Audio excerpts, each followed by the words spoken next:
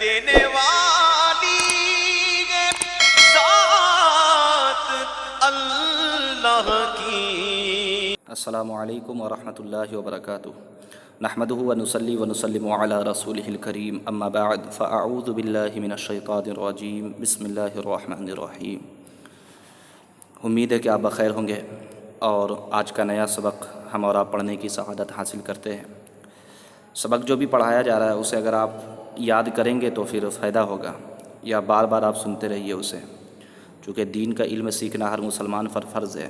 کفر اور شرک کا بیان ہم کر چکے ہیں۔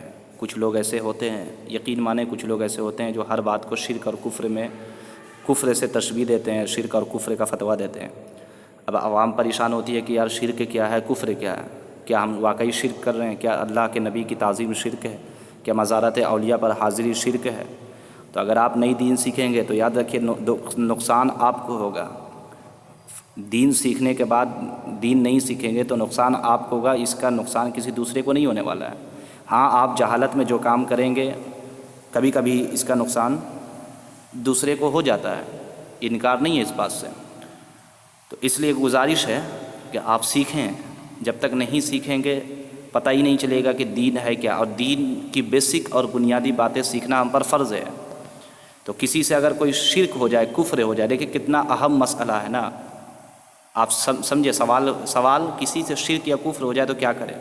توبہ کرے اور تجدید ایمان کرے۔ بیوی والا ہے تو تجدید نکاح کرے۔ یعنی اگر زندگی میں کبھی کسی نے کفر بک دیا، اور فی زمانہ ہمارے یہاں تو کفر بکنا اتنا آسان ہو چکا ہے نا، گانا سن لیجیے آپ، کون ایسا گانا ہے جس میں کفریہ جملہ نہیں ہوتا ہو؟ کون ایسا فلم ہے جس میں کفریہ جملہ نہیں ہوتا ہو؟ مسلمان کو پرواہ ہی نہیں اس کا کہ کیا کرنا ہے نہیں کرنا ہے۔ اب اگر کسی سے کفر اور شرک بک دیا ہے، کسی نے شرک کر دیا ہے، تو کہتے ہیں کہ توبہ کرے اور تجدید ایمان کرے، یعنی پھر سے، چونکہ ایمان چلا گیا نا بندہ سے، اب تجدید ایمان یعنی پھر سے ایمان کلمہ پڑھے۔ اور بیوی والا ہے، یعنی اب شادی شدہ تھا تو جیسے ہی کفر اس نے بکا تو نکاح ٹوٹ گیا، تو اب بیوی والا ہے تو کہا جا رہا ہے کہ تجدید نکاح کرے، اور مرید ہو تو تجدید بیعت بھی کرنا پڑے گا۔ کہہ رہے ہیں سوال، شرک و کفر کے علاوہ کوئی دوسرا گناہ ہو جائے تو معافی کی کیا صورت ہے؟ جواب، توبہ کرے، خدا تعالیٰ کی بارگاہ میں روئے، گڑ گڑائے، اپنی غلطی پر نادم و پشیمان ہو، اور دل میں پکا عہد کرے کہ اب کبھی ایسی غلطی نہ کروں گا۔ صرف زبان سے توبہ توبہ کہہ لینا کافی نہیں ہے۔ صاحب کتاب کہتے ہیں کہ توبہ کرے، خدا کی بارگاہ میں روئے، گڑ گڑائے اور اپنی غلطی پر نادم ہو۔ تو اگر کسی نے ایسا کیا، اللہ کے رسول صلی اللہ علیہ وسلم کی حدیث پاک ہے، التائب من الذنب کمن لا ذنب لہ، توبہ سے، گناہوں سے توبہ کرنے والا ایسا ہی ہے جیسا کہ اس نے گناہ کیا ہی نہیں ہے۔ تو اگر بندہ کتنا بھی گناہ کر لے نا، آسمان تک اس کا گناہ چلا جائے، لیکن صدق دل سے اگر وہ توبہ کر لیتا ہے، میرے رب کا فرمان ہے کہ اللہ اس کے تمام گناہوں کو معاف فرما دیتا ہے۔ لیکن یہ بات ہمیشہ یاد رکھیے گا، اور وہ آ گیا سوال، کیا ہر قسم کا گناہ توبہ سے معاف ہو سکتا ہے؟ تو اسے آپ سمجھیے، اسے اگر سمجھ گئے تو انشاءاللہ زندگی خوشحال گزرے گی ہماری۔ جو گناہ کسی بندے کی حق تلفی سے ہو، مثلاً کسی کا مال غصب کر لیا، مال چھین لیا کسی پر تہمت لگا دی کہ اس نے زنا کیا، اس نے چوری کیا، حالانکہ کیا نہیں ہے، لیکن آپ لگا رہے ہیں، تہمت لگا دی ہے کسی کو، بعد میں پتہ چلا، لوگوں پر آیا ہو گیا کہ نہیں یہ بندہ چور نہیں تھا، یہ بندہ یہ نہیں تھا، آپ نے تہمت تو لگا دیا۔ اب تہمت لگانے کے بعد جب رسوائی ہوئی تو آپ آ گئے مسجد میں آنے کے بعد اللہ کی بارگاہ میں توبہ کر لی، اللہ مجھے معاف فرما دے۔ تو یہ بات مسلم ہے کہ جب تک آپ اس بندے سے جس پر آپ نے تہمت لگائی ہے یا جس کا مال غصب کیا ہے، تو اگر اس چیز کے بارے میں، جس کا مال غصب کیا اسے واپس کیجیے، اور یا پھر جس پر تہمت لگائی اس سے معافی مانگیے۔ تو اگر اس طرح کے معاملات کر لیتے ہیں تو کہہ رہے ہیں کہ تو ان گناہوں کی معافی کے لیے ضروری ہے کہ پہلے اس بندے کا حق واپس کیا جائے اور اس سے معافی مانگی جائے، پھر خدا تعالیٰ سے توبہ کرے تو معاف ہو سکتا ہے۔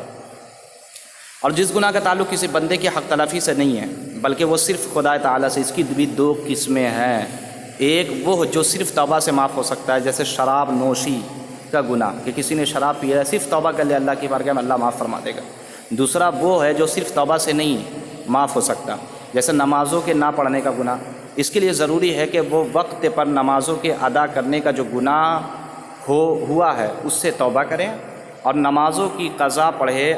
اگر آخری عمر میں کچھ قضا رہ جائے تو اس نماز کی فدیہ کی وصیت کر جائے، یعنی وہ جو نماز آخری وقت میں رہ گیا تھا اس کی فدیہ کی، یعنی آپ کو ہم اگر آسان لفظوں میں یہ سمجھائیں تو گناہ 3 قسم کے ہوئے۔ ایک تو گناہ ہوا جو بندے سے کسی نے کیا ہے، مثال کے طور پر گناہ کا ایک اثر جو بندے تک گیا ہے، اور وہ کیا ہے کہ کسی پر ظلم کیا ہے، کسی کو گالی دی ہے، کسی کو مارا ہے، کسی کو ڈانٹا ہے، تو اس وقت تک معافی نہیں ملے گی جب تک اس بندے پر جس پہ آپ نے ظلم کیا ہے، جس پر آپ نے تہمت لگائی ہے، یا جس پر کسی نے ناجائز بات کہی ہے، تو اگر یہ معاملہ اس سے حل ہو جاتا ہے، وہ بندہ کو راضی کر لیتا ہے، تو پھر اللہ کریم اسے معاف فرما دے گا۔ اور جس گناہ کا تعلق رب سے ہے، اس کی 2 قسمیں ہیں۔ ایک تو کسی نے شراب پی لی ہے، ٹھیک ہے، یا پھر کسی نے مثال کے طور پر بدنگاہی کر لی ہے، بدنگاہی یعنی نامحرم لڑکی کو دیکھ لیا، تو یہ بھی گناہ، تو صرف اللہ کی بارگاہ میں توبہ کرے، اللہ معاف فرما دے گا۔ لیکن اگر نماز کسی نے قضا کر دی ہے نا، تو اب اس کے لیے صرف توبہ نہیں ہے، اس کے لیے اس کی ادا بھی ضروری ہے۔ ایک بندے نے 4 سال تک نماز نہیں پڑھی ہے، اب 4 سال تک نماز نہیں پڑھنے کے بعد 5واں سال اسے ہوش آیا کہ نہیں اب نماز پڑھنا چاہیے، یا دل اللہ کی طرف مائل ہو گیا، تو اب یاد رکھیے وہ 4 سال جو نماز اس نے بغیر پڑھے گزاری ہے، اس وقت کا تو گناہ ہے۔ تو اگر بندہ اللہ کی بارگاہ میں کہے کہ یا اللہ جو میں نے 4 سال نمازیں چھوڑی مولا، اس سے میں تیری بارگاہ میں توبہ کرتا ہوں، مجھے معاف فرما دے، تو انشاءاللہ اس وقت پہ جو نماز قضا کرنے کا گناہ تھا وہ تو معافی مل جائے گی، لیکن حقیقی معافی اس وقت ملے گی جب بندہ 4 سال کے نماز کو ادا کر دے۔ اب ایک بندہ 4 سال کا نماز ادا کرتے ایسا ہو گیا کہ آخری وقت آ گیا بیچارہ کہ اب وہ نماز ادا نہیں کر سکتا، تو اس کے لیے علماء کرام فرماتے ہیں کہ اس کی فدیہ کی وصیت کر جائے اپنے مال میں سے کہ میری اتنی نمازیں قضا ہے، لہذا اس کے لیے میں وصیت کرتا ہوں کہ میرے نماز کا فدیہ نکال دینا، تو انشاءاللہ امید ہے کہ اللہ کریم اسے بھی مغفرت فرما دے گا۔ اللہ ہم تمام کو صحیح توبہ کرنے کی توفیق عطا فرمائے۔ وآخر دعوانا ان الحمدللہ رب العالمین۔ امید ہے کہ آپ کو یہ سبق سمجھ میں آیا ہو، اگر آ گیا ہو تو اسے شیئر کر دیجئے، نہیں سمجھ میں آیا تو کمنٹ میں اپنی رائے دیں، کمنٹ میں کوئی سوال کرنا ہو تو کر دیں، انشاءاللہ امید ہے کہ میں اس کا جواب دے دوں گا۔ اللہ کریم ہم تمام کو دونوں جہان کی بھلائیاں نصیب فرمائے۔ صلو علی الحبیب صلی اللہ تعالی علی محمد فقط والسلام۔